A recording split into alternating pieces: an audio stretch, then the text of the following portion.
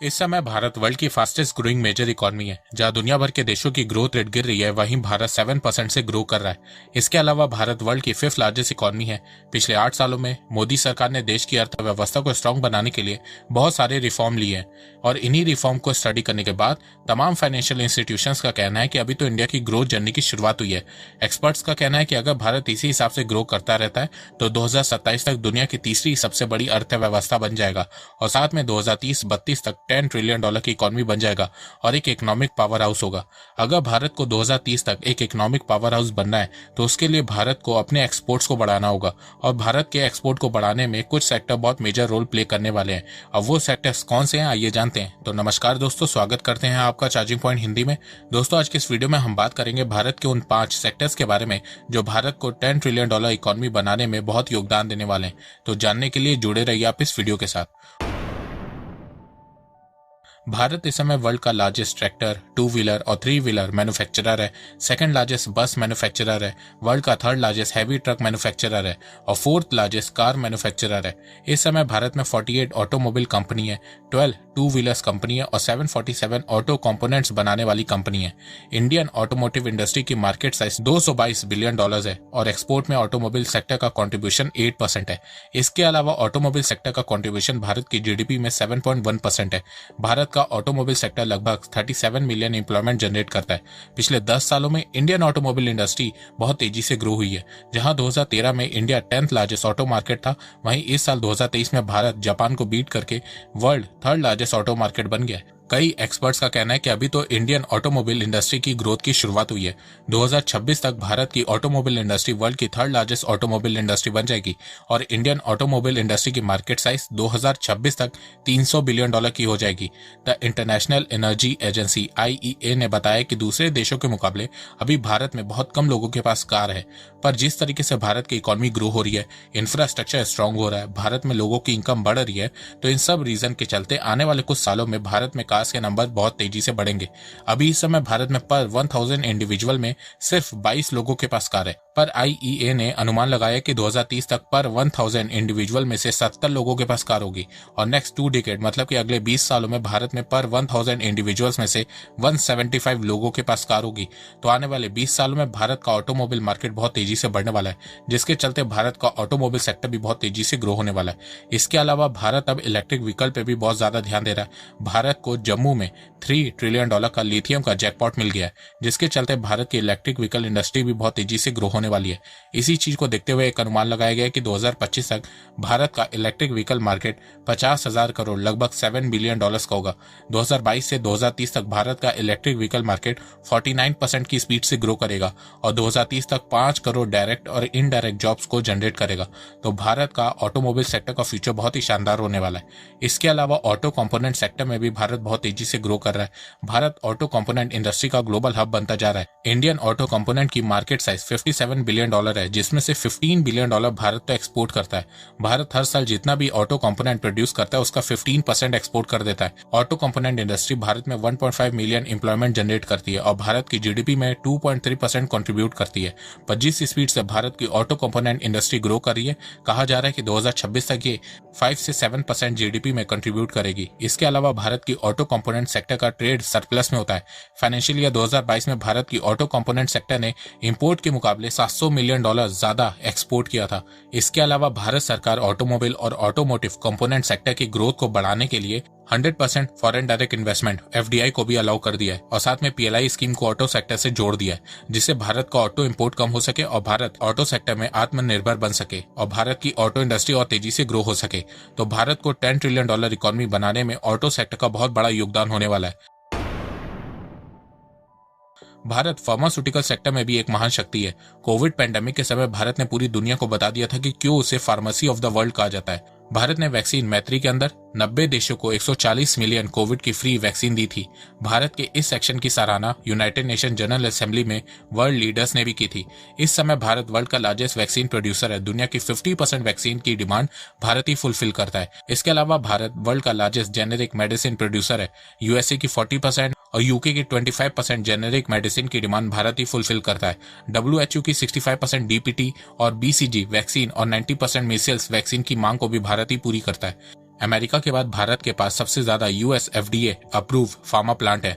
भारत की pharma industry volume के हिसाब से वर्ल्ड की थर्ड लार्जेस्ट इंडस्ट्री है और वैल्यू के हिसाब से 14 लार्जेस्ट इंडस्ट्री है। भारत के फार्मा सेक्टर का भारत की अर्थव्यवस्था में बहुत योगदान है। भारत के फार्मा सेक्टर की मार्केट साइज $41 बिलियन है। 2030 तक ये $120 बिलियन को क्रॉस कर जाएगी। भारत के पास 60,000 से ज्यादा जेनेरिक ब्रांड है। भारत का फार्मा सेक्टर हर साल 10 से 12% ग्रोथ से बढ़ रहा है। वर्ल्ड की टॉप 10 जेनेरिक कंपनीज में से भारत की 4 कंपनीज हैं। भारत में 3,000 फार्मा कंपनीज हैं और उनके 10,500 से ज्यादा मैन्युफैक्चरिंग फैसिलिटीज है। फाइनेंशियल ईयर 2022 में भारत की फार्मास्यूटिकल इंडस्ट्री ने $15.81 बिलियन का ट्रेड सरप्लस जनरेट किया था। भारत फार्मा सेक्टर में इंपोर्ट से ज्यादा एक्सपोर्ट करता है। फाइनेंशियल ईयर 2022 में भारत ने $24.6 बिलियन का फार्मा एक्सपोर्ट किया था। तो देखा जाए भारत की फार्मा इंडस्ट्री कोई छोटी मोटी इंडस्ट्री नहीं है और कई मामलों में भारत की pharma industry China, Japan, USA, European देशों से भी बहुत आगे है और इन्हीं सब खूबियों के चलते भारत को फार्मेसी ऑफ द वर्ल्ड कहा जाता है। पर भारत के फार्मा सेक्टर में कुछ खामियां भी हैं जिसे भारत सरकार दूर करने में लगी हुई है। जैसे कि Bharat API active pharmaceutical ingredient और मेडिकल डिवाइसेस के मामले में बहुत पीछे है। भारत 70% एपीआई और 80% मेडिकल डिवाइसेस इंपोर्ट करता है। तो इंपोर्ट को कम करने के लिए भारत सरकार ने फार्मा सेक्टर में 100% एफडीआई को अलाउ कर दिया है और साथ में पीएलआई स्कीम को फार्मा सेक्टर से जोड़ दिया है। अब जो भी कंपनी भारत में क्रिटिकल एपीआई और मेडिकल डिवाइसेस बनाएगी उन कंपनीज को आने वाले 5 सालों में भारत सरकार 15,000 करोड़ रुपए का इंसेंटिव देगी। और देखा जाए तो पीएलआई स्कीम का असर दिखना शुरू भी हो गया है। भारत 43 क्रिटिकल एपीआईज में से 29 एपीआईज अब खुद बना रहा है और जल्द ही भारत पूरे के पूरे 43 क्रिटिकल एपीआईज को खुद से बनाने लगेगा। पहले भारत सभी 43 एपीआईज चाइना से इंपोर्ट करता था पर अब 70% एपीआई भारत खुद बना रहा है। भारत सरकार चाहती है कि भारत फार्मास्यूटिकल सेक्टर में सेल्फ डिपेंडेंट बने और भारत को $10 ट्रिलियन इकोनॉमी बनने में योगदान दे। इंफॉर्मेशन टेक्नोलॉजी की शुरुआत भले ही अमेरिका में हुई हो पर आज भारत वर्ल्ड का आईटी हब बन चुका है। अगर आज इंफॉर्मेशन टेक्नोलॉजी नाम का कोई देश होता तो उसकी कैपिटल भारत ही होता। वो इसलिए क्योंकि दुनिया भर की बड़ी बड़ी टेक कंपनीज के सीईओ इंडियंस हैं। भारत आईटी बीपीओ का लार्जेस्ट एक्सपोर्टर है। 55% global outsourcing market share Bharat के पास है। भारत की आईटी इंडस्ट्री में 17,000 से ज्यादा फर्म्स है। एम्प्लॉयमेंट की बात करें तो भारत के आईटी इंडस्ट्री में 5 मिलियन एम्प्लॉयज हैं। इनडायरेक्ट एम्प्लॉयमेंट 10 मिलियन से ज्यादा है। भारत की इकोनॉमिक ग्रोथ में आईटी सेक्टर की बहुत बड़ी अहम भूमिका रही है। जहां 1998 में आईटी सेक्टर का कंट्रीब्यूशन भारत की जीडीपी में सिर्फ 1.2% था, वहीं अब ये 8% हो गया है और 2030 तक ये 10% हो जाएगा। भारत की टेक्नोलॉजी एक्सपर्टीज का एग्जांपल आपने कोविड के समय देखा होगा, जब भारत ने कोविन ऐप बना के सबको डिजिटली कनेक्ट कर दिया था और बड़ी आसानी से 100 करोड़ से ज्यादा लोगों को वैक्सीन लगाई थी। इसके अलावा भारत की आईटी इंडस्ट्री भारत की डिजिटल इकोनॉमी को भी बहुत सपोर्ट करती है। यूपीआई जैसा पेमेंट सिस्टम आज किसी भी देश के पास नहीं है। 2022 में भारत के आईटी इंडस्ट्री की मार्केट साइज $250 बिलियन है, जो हर साल लगभग 7 से 8% से ग्रो कर रही है और माना जा रहा है कि 2025 तक भारत के आईटी इंडस्ट्री की मार्केट साइज $350 बिलियन की होगी और 2030 तक $1 ट्रिलियन की हो जाएगी। भारत की आईटी इंडस्ट्री ने फाइनेंशियल ईयर 2022 में $227 बिलियन का रेवेन्यू अर्न किया था, जिसमें से $180 बिलियन तो आईटी एक्सपोर्ट था। इसके अलावा भारत के आईटी सेक्टर में बहुत से स्टार्टअप भी लॉन्च हो रहे हैं। World largest tech startup hub के मामले में भारत 3rd नंबर पे है। भारत के आईटी सेक्टर में सबसे ज्यादा एफडीआई आता है। 2020 से 2022 तक भारत के आईटी सेक्टर में $90 बिलियन का एफडीआई आ चुका है। तो फ्यूचर में भारत का आईटी सेक्टर बहुत तेजी से ग्रो करने वाला है और इंडियन इकोनॉमी को $10 ट्रिलियन इकोनॉमी बनाने में भी बहुत हेल्प करने वाला है।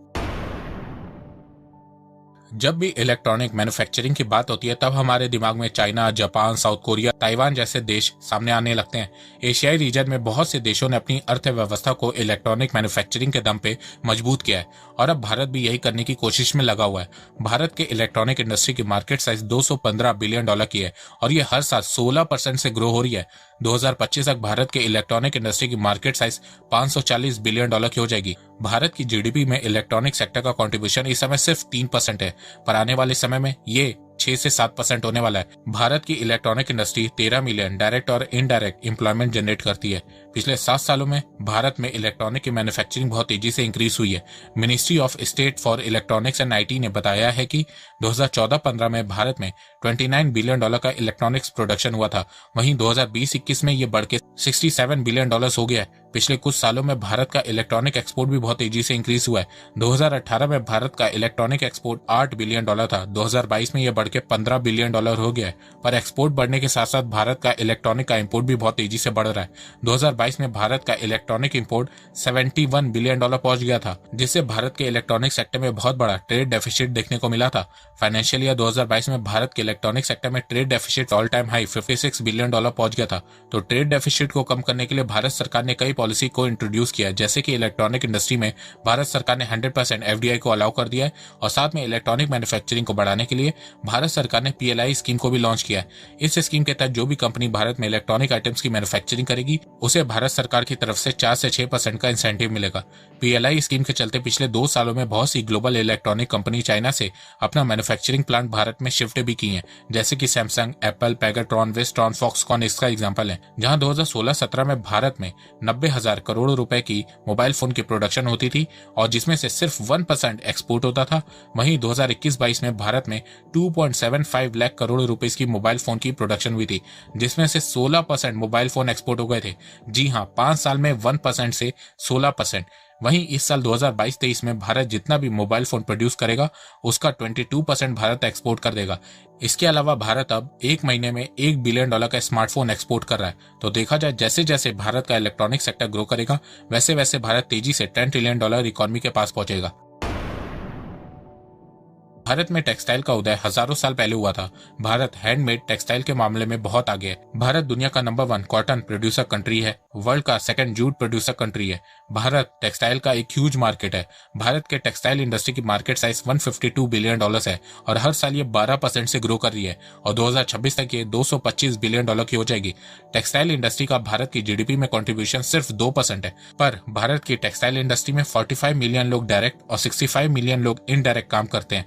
भारत के एक्सपोर्ट में टेक्सटाइल इंडस्ट्री का कंट्रीब्यूशन 12% है। टेक्सटाइल एंड गारमेंट्स के एक्सपोर्ट के मामले में भारत ग्लोबली 5th पोजीशन पे आता है। फाइनेंशियल ईयर 2022 में भारत की टेक्सटाइल इंडस्ट्री ने $30 बिलियन का ट्रेड सरप्लस जनरेट किया था। भारत टेक्सटाइल सेक्टर में इंपोर्ट से ज्यादा एक्सपोर्ट करता है।